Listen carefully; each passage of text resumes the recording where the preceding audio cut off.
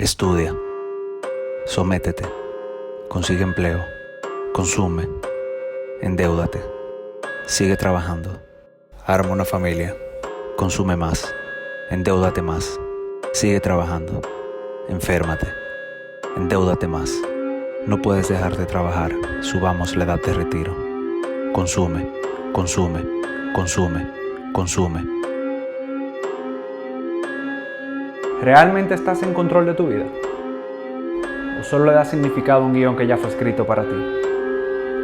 Vivimos en la era de mayor desarrollo de nuestra especie, pero al mismo tiempo nos enfrentamos a una crisis mundial, medioambiental, los niveles más altos de desigualdad social, a la vez que creamos una quimera con la capacidad de destruirnos.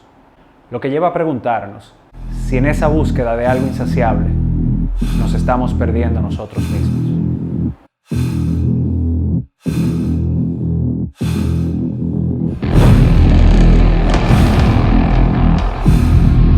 Durante toda nuestra historia, nos hemos desenvuelto entre sistemas de organización social, política y económica. A Newton se le atribuye una frase que dice: "Si he logrado ver más lejos, es porque me he parado sobre los hombros de gigantes".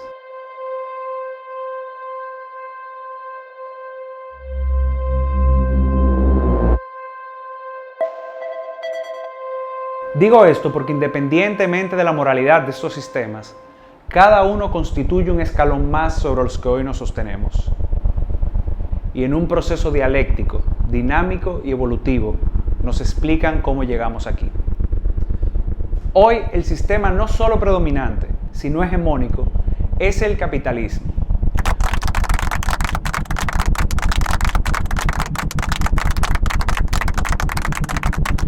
Lo amemos o lo odiemos, es incuestionable que a partir de la revolución industrial y junto a la globalización, conforman la era de mayor desarrollo de nuestra especie. Ahora bien, ¿vamos bien? Depende a quién le preguntes. Hoy tenemos más personas con un celular que con acceso a un inodoro. Independientemente de cómo te vaya en la vida, todos vivimos en el mismo planeta y somos parte de un ecosistema interconectado, por lo que progresamos tanto como el más avanzado y tampoco como el más rezagado.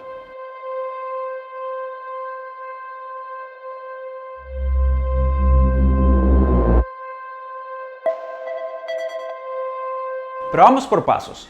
¿Qué tiene que ver un sistema económico con todo lo que planteé al principio? Con mi vida diaria. Absolutamente todo. El objetivo de un sistema económico es administrar los recursos y distribuir la riqueza. Mira a tu alrededor. Sí, no mires la pantalla, mira a tu alrededor.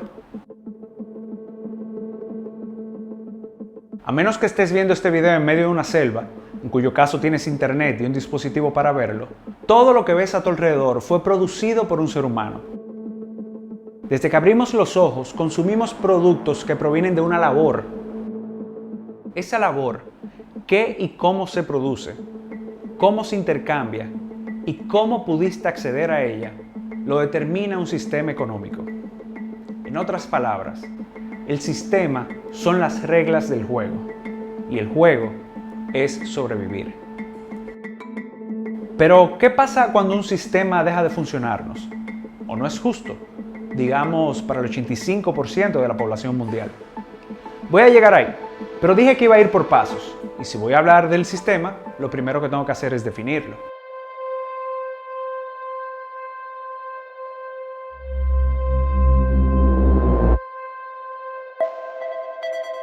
El capitalismo es un sistema económico. Sí, muy obvio. Y por demás, equivocado. A ver, el capitalismo es un sistema económico. Pero hoy ya no es solo eso. Su lógica ha permeado todos los ámbitos del desenvolvimiento humano.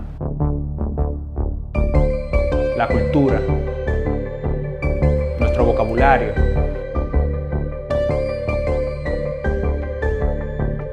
nuestro entendimiento del mundo está moldeado por la lógica del capital. El capitalismo ha ido evolucionando y no hay una sola forma de capitalismo, por lo que resumirlo en un video de este tipo sería sobresimplificarlo. Lo que sí podemos establecer son sus bases, que son la propiedad privada y la libertad económica. Parece simple, pero sus implicaciones te aseguro que no lo son. Libertad es un concepto muy fácil de instrumentalizar para cualquier causa. Es un concepto tan complejo y abstracto que amerita un video por sí solo. Pero quédate con esta pregunta. ¿Qué es la libertad para quien no pueda hacer uso de ella? En cuanto a la propiedad privada, que no debemos confundir con propiedad personal, se refiere a la posesión y control de los medios de producción. Es el derecho exclusivo sobre los recursos productivos para obtener un beneficio económico por su uso.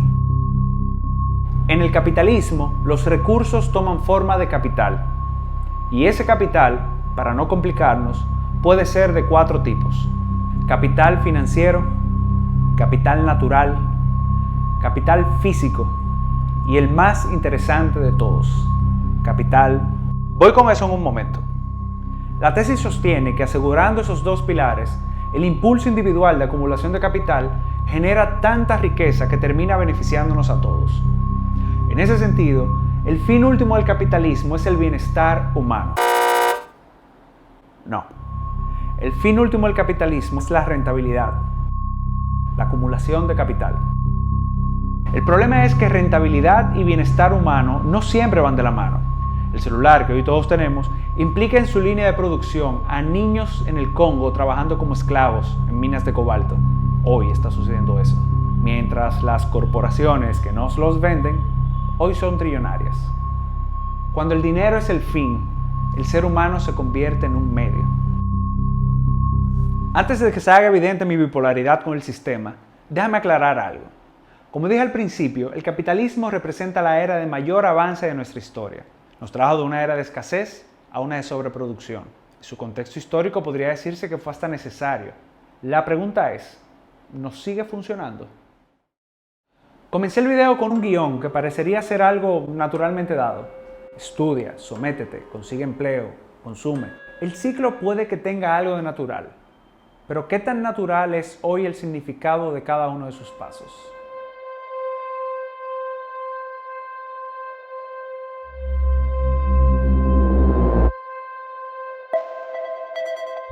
¿Qué es para ti educación? En su origen, educar es transmitir conocimientos. Conocimiento que hemos adquirido desde la aparición del primer Homo sapiens hace unos 200.000 años. El conocimiento que buscamos a través de la educación no se limita a una disciplina en específico. Ni siquiera tiene por qué tener un valor en el mercado que te tocó vivir. A Einstein le tomó más de 10 años desarrollar la teoría de la relatividad. Transformó nuestro entendimiento del universo. Pero eso no es algo que puedes comercializar en el mercado. Tratar de entender el mundo que nos rodea es una característica innata del ser humano. Pero ¿qué tanto de eso es hoy la educación?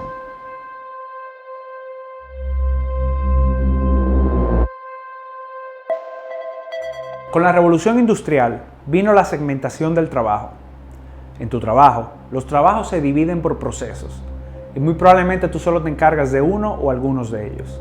El sistema educativo actual es fruto de ese formato, por eso las profesiones tienen nombre de puestos de trabajo.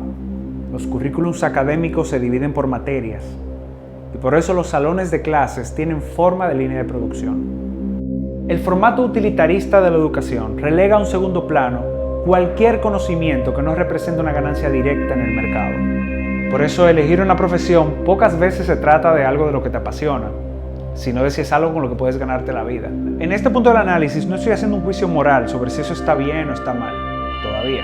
A fin de cuentas, este formato fue lo que nos trajo a este nivel de desarrollo. Pero entender eso sienta las bases para lo que viene ahora.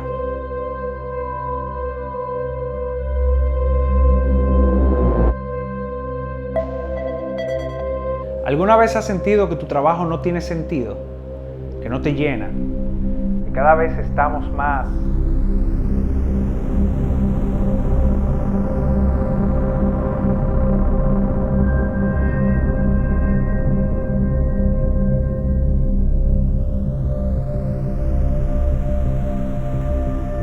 Y si te dijera que todo eso tiene que ver más con el capitalismo que con el trabajo en sí mismo. Hay muchas formas de responder esa pregunta, pero creo que en la mayoría de casos la respuesta es bien simple, porque tengo que comer. porque necesito un ingreso para tener dónde vivir y no morirme de hambre. Pero ¿es esa la esencia del trabajo? Para responder eso, vamos a visitar a uno de nuestros amigos barbudos del pasado, Hegel. Desde la perspectiva hegeliana, el trabajo no es solo una actividad productiva, sino que constituye al ser humano. Interactuando con la materia, transformamos el mundo que nos rodea, dejando en él plasmado nuestras capacidades y nuestra esencia. Y en esa huella nos vemos reflejados, validando que existimos y no que simplemente lo vemos todo pasar a través de una pantalla.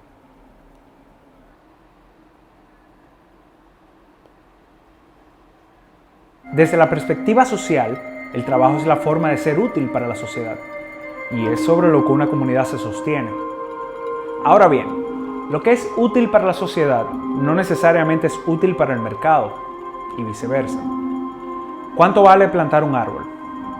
Dedicarse al activismo y defender los derechos humanos. ¿Cuánto paga el mercado por ser una buena madre o un buen padre? Y si criar no es un trabajo. Trabajo es todo aquello a lo que decides dedicar tu energía y esfuerzo con el propósito de encontrarte en él. Pero entonces, ¿por qué sigo pensando que trabajo es solo lo que hago a cambio de un salario? Porque el capitalismo instauró un nuevo set de reglas bajo la ética del trabajo. La pregunta de por qué trabajas ya no es filosófica. En el capitalismo, trabajo pasó a ser empleo asalariado, sometiéndolo a la lógica del mercado. Un mercado que con todas sus fallas es el que define lo que considera o no trabajo. ¿Y cuánto vales tú por ello? Lo que lleva entonces a preguntarme si mi sobrevivencia está sujeta al ingreso que determina ese mercado. ¿Te hace sentido que un agricultor cultive toneladas de alimentos y no tenga suficiente comida para poner sobre su mesa? Vamos a entrar en materia. En el capitalismo hay dos tipos de personas: los que poseen capital y los que no. Si no posees suficiente capital, como más del 90% de la población mundial, eres capital para otra persona. ¿Todavía no lo entiendes? La propiedad privada es el derecho exclusivo sobre los recursos productivos. Recursos toman forma de capital, y el más interesante de todos, capital humano. Tú trabajas para el sistema y no al revés. Eso quiere decir que tu trabajo, tu energía y tu esfuerzo no te pertenecen, sino que como propiedad privada respondes solo a los intereses de quien te posee. Y comer para ti no es un derecho que tienes, sino que solo adquieres a partir del intercambio de tu tiempo productivo en una negociación en que las partes no están en igualdad de condiciones. Pero ok, eso es lo que hay. Me imagino que al menos de esa forma a todos nos está yendo mucho mejor. ¿Cómo nos está yendo? Comenzando el video te dije que el sistema era injusto para el 85% de la población mundial. ¿A qué me refería? La línea de pobreza establecida para los países desarrollados es de $30 al día, muy cercano a la canasta básica de mi país, que no es desarrollado. El 85% de la población mundial vive debajo de esa línea. El 78% vive con menos de $20 al día. Vivir debajo de la línea de la pobreza significa que tu ingreso no es suficiente para satisfacer las necesidades básicas: alimentación, vivienda, educación, atención médica. Hoy, 9 de cada 10 personas tienen un celular, pero 1 de cada 4 no tiene acceso a agua potable. 1 de cada 2 no tiene acceso a servicios de saneamiento seguro. Eso quiere decir que hay personas con un celular que no tienen acceso a un inodoro ni a agua para lavarse las manos cuando terminan. Y eso es importante porque diariamente mueren más de 800 niños por diarrea por falta de salubridad. Hoy tenemos pasillos repletos de opciones de cereal para elegir en el supermercado, pero un 30% de la población padece de inseguridad alimentaria, un 10% de desnutrición crónica, un 17% de la comida que producimos va a la basura, mientras un 13% de la población es obesa. Nuestro problema no es que somos muchos. Tenemos capacidad de producir alimentos de sobra. No es un problema de producción, es un problema de distribución. ¿Y cuál es el objetivo de un sistema económico? El objetivo de un sistema económico es administrar los recursos y distribuir la riqueza.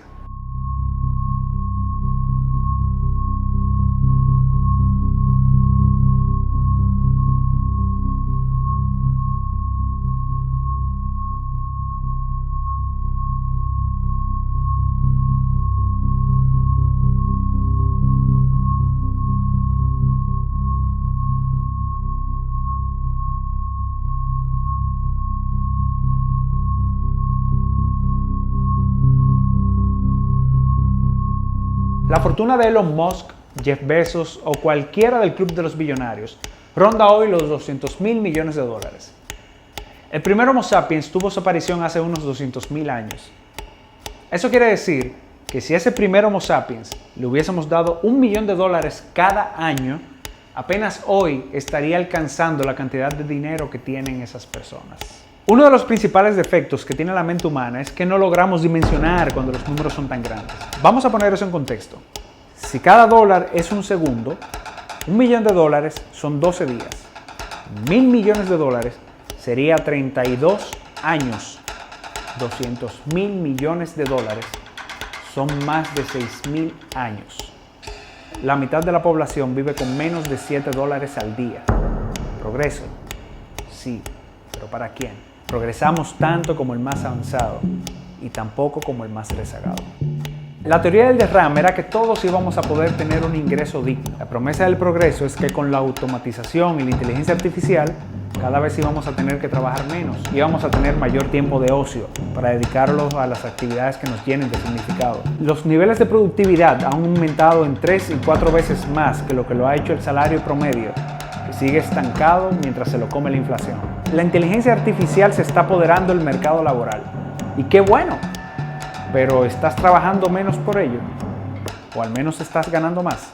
En el mejor de los casos nos volvemos dependientes de ella a través de una renta. Pero me estoy saliendo del guión y eso no puede suceder. Volvamos con el trabajo. En el capitalismo, trabajo pasó a ser empleo asalariado.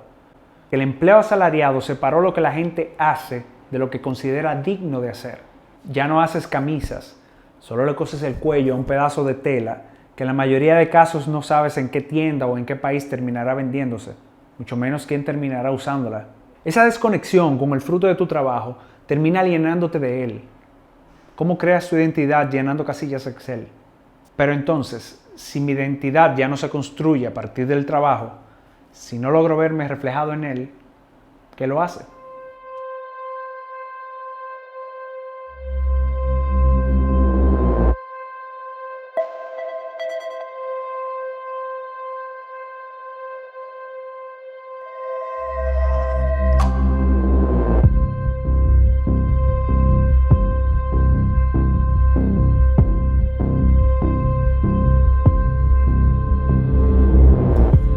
¿Sabes qué es esto? Es un cortador de huevo duro. Solo en Amazon se venden más de 10.000 unidades al mes. A esto le llamamos comodidad, porque es muy difícil cortar un huevo duro. El problema es que bajo el capitalismo, este es exactamente el tipo de cosas que tiene que existir para que la maquinaria siga funcionando. Porque si no es esto, es la obsolescencia programada. Es la explotación de franquicias y remakes que terminan siendo la copia de la copia de la copia de la copia, evocando la nostalgia de un pasado ante un presente que parece que ya no tiene nada que ofrecer. Las fiestas inventadas, con el único fin de mantenerte consumiendo, o la multimillonaria industria de la moda, que te obliga a cambiar tu closet al menos una vez al año. Todo esto seducido por el marketing, que ya no vende los productos en sí, sino la expectativa de felicidad que tendrás al obtenerlo.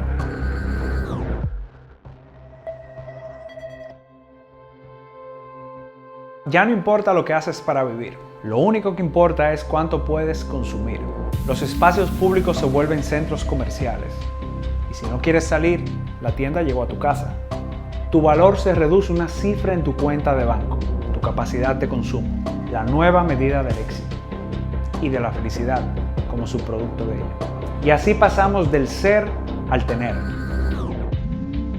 Y en una carrera voraz por mantenerte competitivo, del tener al aparentar.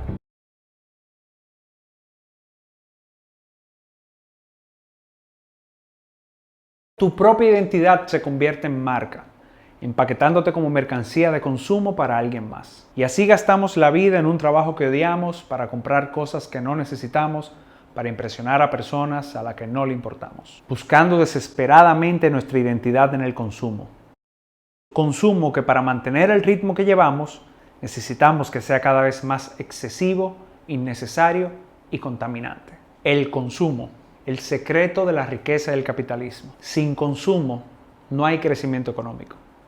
Sin consumo no hay capitalismo. Lo que lleva a preguntarme si en un ecosistema cerrado es posible el consumo infinito. La respuesta de eso está en el último bloque de este video. Pero antes de llegar ahí, déjame hablarte sobre un evento del pasado en el que el accionar humano puso en riesgo la sobrevivencia de toda nuestra especie.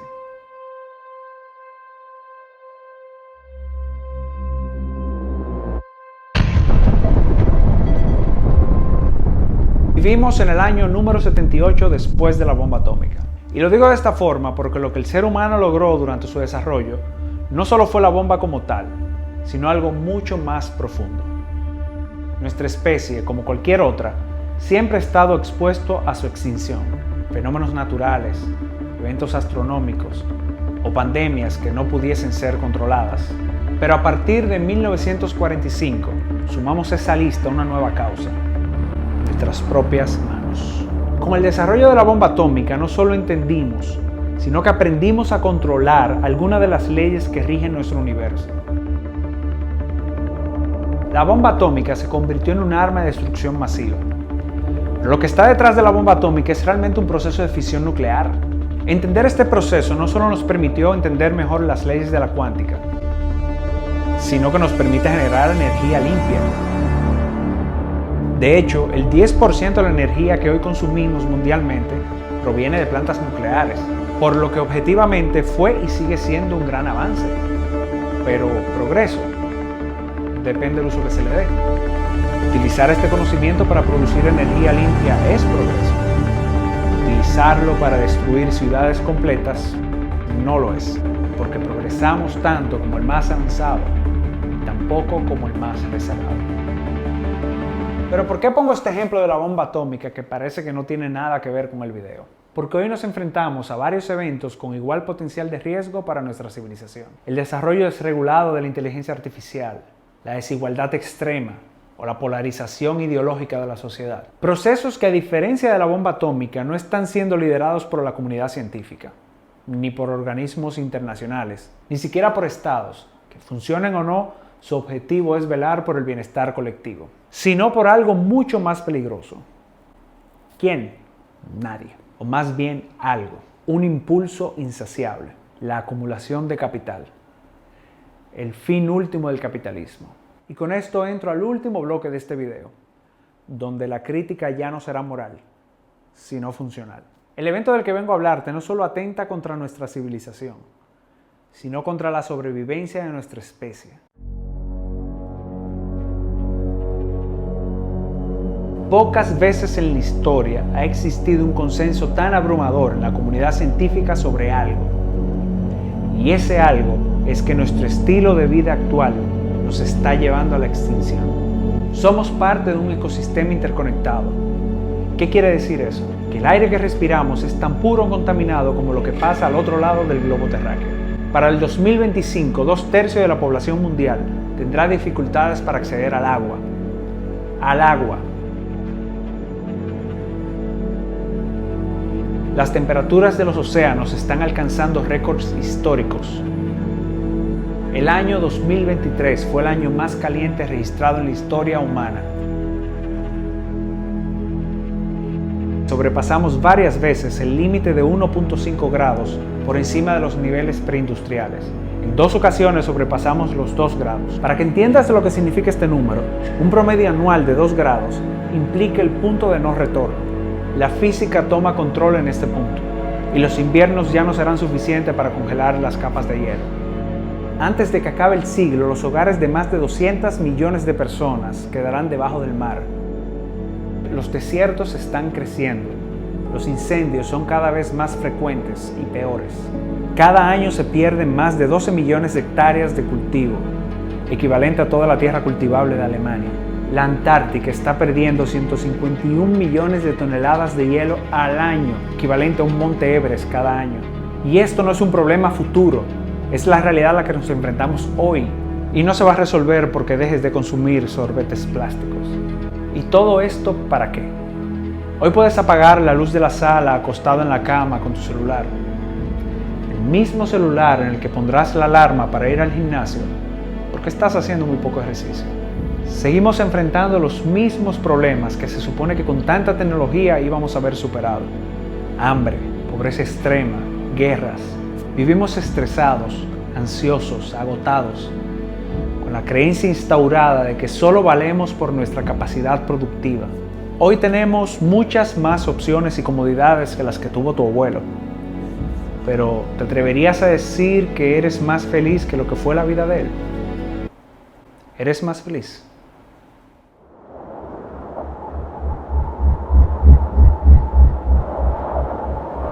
Y ahora quizás te estés preguntando cómo voy a sacar el video de este hoyo existencial en el que lo he metido.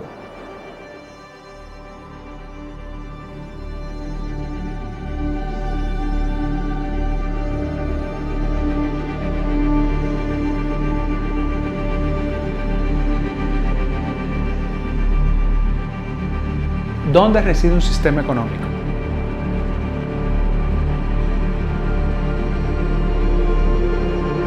El sistema económico no es parte de las leyes de la física o la biología, no está en la naturaleza, existe solo en nuestra imaginación.